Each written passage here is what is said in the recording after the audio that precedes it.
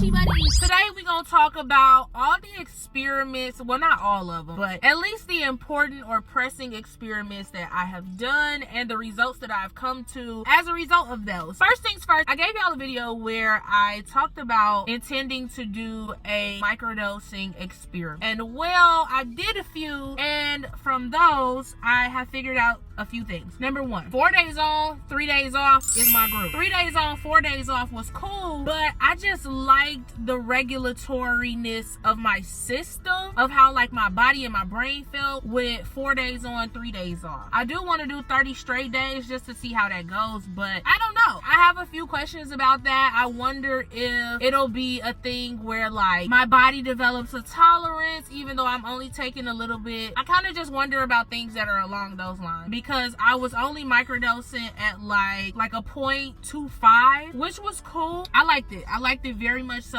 I felt a small boost. I felt a lot more focused, and I just felt like I was in a lighter headspace, if that makes sense. Also too, using microdose capsules instead of energy drinks when I was working third shift, I very much so like that a lot, because energy drinks, I don't like that whole back and forth to the bathroom, but I also don't like the way energy drinks had me like jittery and like I felt like I was like wired up or something. I did not like that at all. I also didn't like the fact that like it had this crashy nature to it, and I didn't like the way that made my body feel. Now I did realize that I was microdosing at like a 0.5, and also too, I would be able to go to sleep after I got off work and drove home, and I wasn't crashing, I wasn't lethargic, my body didn't feel crazy, and I very much so like that. So on the nights when I was working third shift and I was having a hard time staying awake, I would just microdose and it would be a smooth shift. The whole 8 hours, it would be a smooth shift. No hiccups, no interruptions, no like, I don't know. I know that shrooms keep you up, but to be able to function and manage it at that level, I very much so liked it a lot.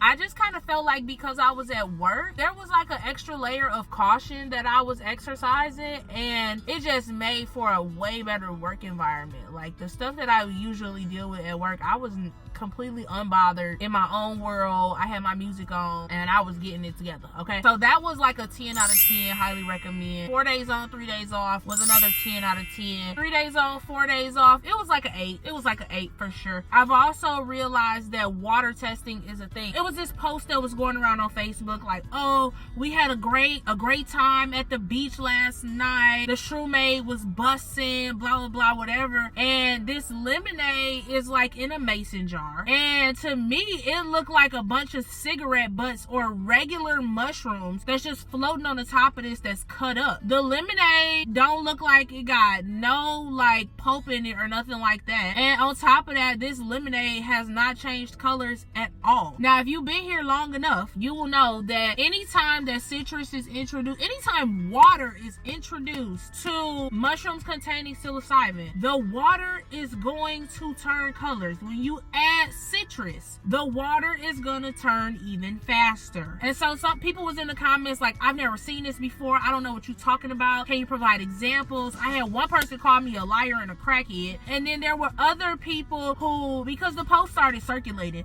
there were other people who were chiming into the conversation and was like, no, I grow mushrooms, and she is absolutely correct. People started dropping pictures. Even the blue bruising that I was talking about can be seen on fresh picked mushrooms as well. The blue bruising comes from them being handled, and if you do not have blue bruising, there's a 99.9% chance that that mushroom does not contain psilocin or psilocybin. And so people were like asking questions, and I was like, you know what, I'm gonna put a pin in this and I'm gonna get right back to y'all. Literally that very next day, I take some mushrooms, I put them in water. The mushrooms turn blue. I kind of took a picture of the cup in intervals. So I took a picture at 5 minutes, I took a picture at 10 minutes, I took a picture at 20 minutes, I took a picture at 30 minutes. And through those whole 30-minute span of pictures, you could see the difference in the mushroom itself. Also too, I posted a live video of like mushrooms that had blue bruising that was fresh picked. I sent a text message to somebody and I was like, hey, this is the debate that's happening, can you shoot me back a video video if you have any would help clarify this or whatever the case may be, because under no circumstances do I want to create confusion, but I do want to provide the opportunity for clarity to be had. I started dropping the post in different mushroom groups that I'm in on Facebook, and people are just chiming in. Like, a lot of people don't know what they talking about. Those of us in here who grow know exactly what you're talking about. So I just asked them, like, hey, can you comment on the post? Please provide blah, blah, whatever. Some people was also like, there's a such thing as sites that don't bruise blue. And I said, I'm not aware that those exist. Please inform me, because it's not an argument. Whatever you say is what you said. You believe what you said, and I believe what I said. If there is information that I am missing or unaware of, please make me aware of it and cite your source. People was not able to cite no fucking source, and then they get to dropping in Wikipedia fucking articles. First of all, Wikipedia articles can be edited by anyone. I'm asking you for scholarly journals. I'm asking you for information that I can go and double check. You are not providing me with that, but you want to argue. Uninterested. There was also a crowd disparity. That's what I'm going to call it. There was a disparity amongst the crowd that was like, oh, you just got proven wrong. You're not. And it's like, you're not proving me wrong. I made a statement that this is probably not a lemonade that contains psilocybin, and that people are also probably posting things for the internet. I also gave a lot of information on the oxidation process, blue bruising in general, and I provided proof of what I was talking about in the comments. I'm also realizing that there are synthetic mushrooms out here, and that synthetic mushrooms also do not bruise blue. So if you are wondering if your mushrooms are real, there is your avenue to venture and find out. Put it in some water, let it sit, see if it turns blue. If you're not patient enough for water, put it in some lemonade and wait a couple hours and see if your lemonade starts to change color. All your lemonades should darken in color. Calypso is my favorite. It is made with real lemons. Psychedelic honey, I'm gonna give that a thumbs up. I love psychedelic honey. It's so good. It's a light airiness. I wish I knew what kind of mushrooms was used in it, but it was really good, and it did amplify my tea. A nice little subtle float. Enjoyed that very much so. 10 out of 10. Also too, sometimes when I go to the bar with my best friend, I will make what's called lemon drop champagne shot. Essentially, it is Cook's brut champagne with a fresh squeezed lemon. I will take like the straws that's at the bar, fold it in half, and scoop a small amount of that honey in it, and then spread the squeezed lemon. I usually put that in a cup, spread it across like however many shots of people who taking it, and then I pour the Cooks on top of that, and then I put the straw with the honey inside. So then you take the shot and then you eat the honey to kind of combat the bitterness of the lemon juice that's in there. And everybody who I've made that for, they like, bro, that was good, I like that. And then later on they reporting back like, no, I like that. I feel this little floatiness, this lightness. I like this. Can you make this on, like, when the next time you come in here, I want you to make this again. So that was cool, especially because I don't drink hard liquor. So it was a nice, cute, healthy, natural way to, you know, amplify my champagne. And that's very cute, very dainty, very demure. I really like that a lot. And then last but not least, tea and tripsicles. Tripsicles is something that I made over the summer. I wanted a psychedelic popsicle, so I made one.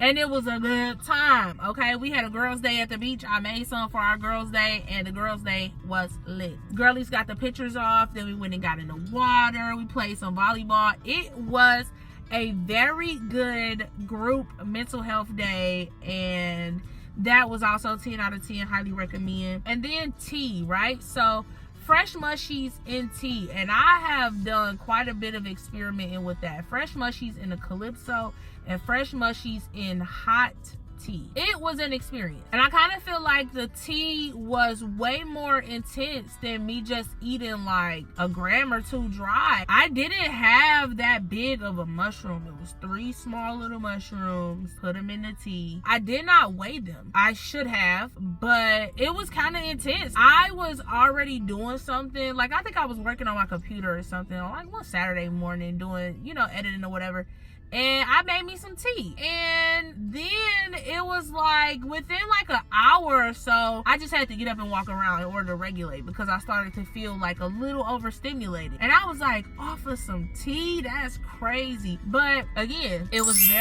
a very good experience. I was regulating for, I want to say, like maybe 30 minutes, and then I was straight. But beyond that, I enjoyed it. I liked it very much so. So yeah, I think that's about everything. I love doing experiments. I love being able to see the functionality with the Calypso and putting fresh mushies in. I like that as well. And I've also switched it up. So like I've done powder, I've done fresh mushies, and I've done dry mushies. They've all turned my Calypsos dark, very much so dark. The longer you let them sit, the stronger they are. It's a great little experiment that just builds the anticipation, and so I like doing those. I kind of want to see like what's the limit. Like I've done a week with a Calypso and mushies. I've done 2 weeks. I kind of want to push a month and see if that shelf life is gonna be there. So I don't know. A lot more experiments to come, a lot more testing functionality to come, and a lot more things to find out. So if you like this video, go ahead and give it a thumbs up.